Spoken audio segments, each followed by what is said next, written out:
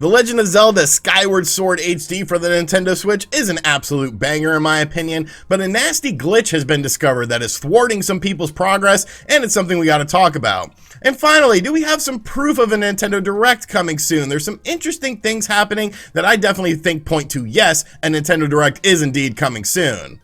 What's up guys, it's RGT85, happy Wednesday, hope everyone is doing well, and we got some different things happening here. We got different background and stuff like that. Hope you guys enjoy it. Be sure to sound off on what you think about it in the comments section down below. But without any further ado, let's talk about what's going on in the world of video games. So The Legend of Zelda Skyward Sword HD is of course the latest and greatest game coming to the Nintendo Switch from Nintendo, and honestly this is a game that I really fell in love with. Initially when this game released on the Wii, I wasn't a huge fan of it. I never finished the game because of the mandatory motion controls, but I feel like Nintendo did a decent job of improving the game as far as quality of life improvements are concerned, and of course having a more traditional button scheme as far as the controls of the game were concerned. It made the game much more enjoyable for me. Yes, I have finished the game. Demise was an interesting boss battle, you know, it was definitely something that it took me a little bit off guard. It took me a little bit to get used to how to fight him, but once I beat him, I was very satisfied. Well, The Legend of Zelda Skyward Sword on the Nintendo Wii had a weird problem where there was a glitch in the game that essentially Nintendo had to address to the point of where they had to release a patch that you would download on the Wii eShop in order to fix this because it was thwarting people's progress in the game. Well, it looks like time doesn't heal all wounds, because The Legend of Zelda Skyward Sword HD is also experiencing a glitch that is impeding people's progress with this game, and it's something I just wanted to bring to your guys' attention. So at one point in the game, you'll get to the Linaru mining facility, and in this facility, there's lots of stuff happening with it, such as time manipulation and things of that nature. I'm going to keep this down to pretty minor spoilers, but basically in one room you get into, the door locks behind you, and in order to progress, you have to move a crate and get to a different part of the room. Well, when you move the crate, sometimes the crate will actually get stuck, so then you're not able to do anything beyond this. You're kind of just stuck in this room and have to reload a previous save or just turn off the game completely. Now there's a video playing that's done over on Reddit where this person discovered the glitch. There are some people that said that this also happened to them too. I'll have a link to the Reddit thread in the description box down below. But yeah, it's kind of weird that this is happening once again, where there is a major glitch in The Legend of Zelda Skyward Sword like we saw with the Wii that is essentially stopping your progress with this game. Now thankfully we live in a more modern era where this can of course be patched by Nintendo, and hopefully they will patch this, because this is something that would be very frustrating, especially if it's like your first time playing the game. You would just think like, well, what the hell's going on here? Am I not supposed to be moving this block? Is this not the room I'm supposed to be in? And you would essentially just be stuck thinking that there's some other puzzle in the game. Now, of course, Skyward Sword HD is a fantastic game. I did a video on it a couple weeks ago on the channel that did very well, so thank you guys for watching that. And yes, I have finished the game and I absolutely love it, but you might want to be careful when playing the game. Make sure your save states are in, you know, good order. Of course, you could have 3 save slots on this version of the game, so I would definitely utilize them, especially in the mining facility, because, well, you don't want this to happen to you. And finally, a couple days ago on the channel, we talked about some Nintendo Direct leaks that I thought were a little bit suspect. They weren't really leaks, they were more just sort of commonplace and common information, but a lot of people do feel that there is going to be a Nintendo Direct happening before the end of the year, maybe around September, maybe in late August, just because of Nintendo's track record as far as they are doing Nintendo Directs. You pretty much get something in the month of September or August leading up to the holiday season, because Nintendo of course wants to talk about their games and third-party companies want to talk about their games.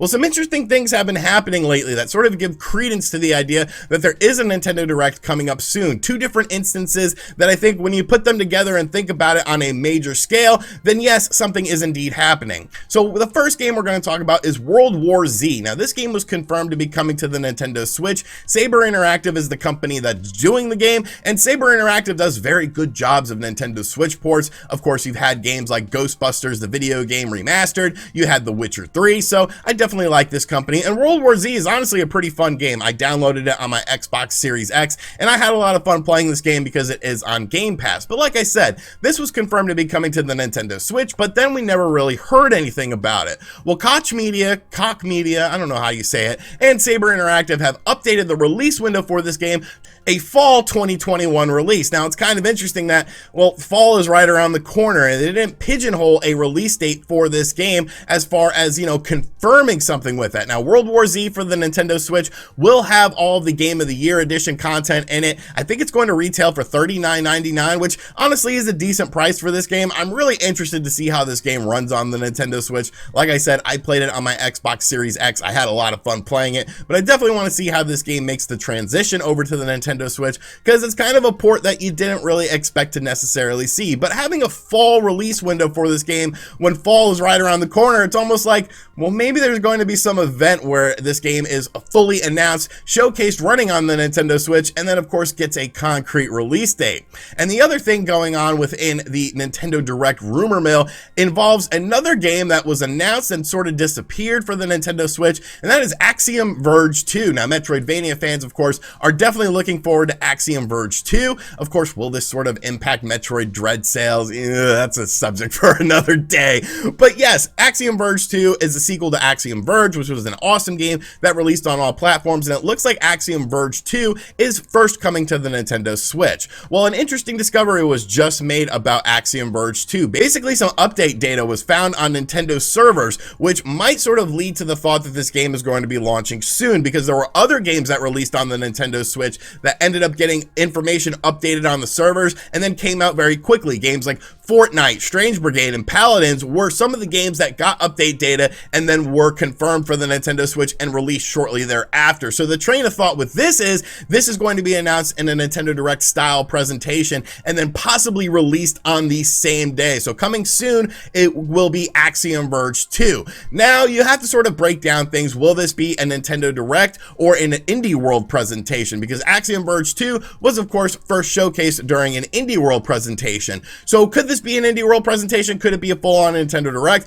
I don't think it really matters, honestly, because even if it's just an Indie World presentation that we get, Indie World presentations are 9 times out of 10 followed up by a full-on Nintendo Direct a few weeks later. So if we get an Indie World presentation at the end of this month that showcases some games that are indie games that, of course, were announced for the Switch but haven't been given concrete release dates, and then we get a Nintendo Direct to follow it up that talks about third-party games, first-party Nintendo games, goes into more of a deep dive of the holiday lineup for the Nintendo Switch, I think it really makes sense. So I think combining these two different elements definitely show that a Nintendo Direct is coming. It shouldn't be a huge surprise to you guys because, like I said, Nintendo usually does a Nintendo Direct in the month of September. But yeah, things are definitely heating up. I'm curious to see if there's any surprises at this Nintendo Direct as well, potentially first-party surprises at this thing. But yeah, it definitely looks like something is going down, so get ready for it. Alrighty, so that is going to do it for today's video. I hope you guys enjoyed it. Be sure to let me know what you think of everything in the comments section down below. Before we wrap things up, I want to talk a little bit about the New York Knicks, so if you're not interested in basketball, I'll catch you guys on the next video later.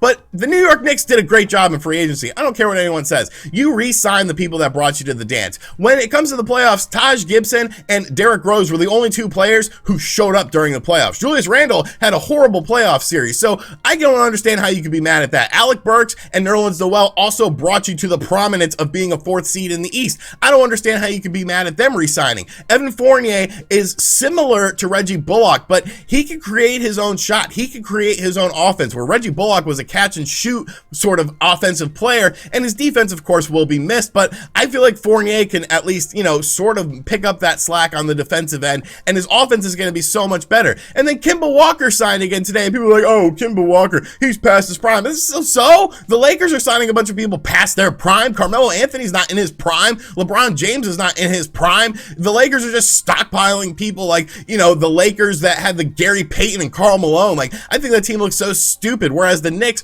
are a well-constructed team. Look, if you're a Knicks fan, be excited for this upcoming season. I don't think the Bulls are going to be doing much because the Bulls signings were, you know, Lonzo Ball was a good signing, you know, a little bit high, but DeMar DeRozan was a gross overpay. I don't think he's going to be worth that contract by the time the contract wraps up. If you're a Knicks fan, be happy because it's going to be a fun season. Thibodeau knows what he's doing. He's a good coach, and we're going to have fun this season.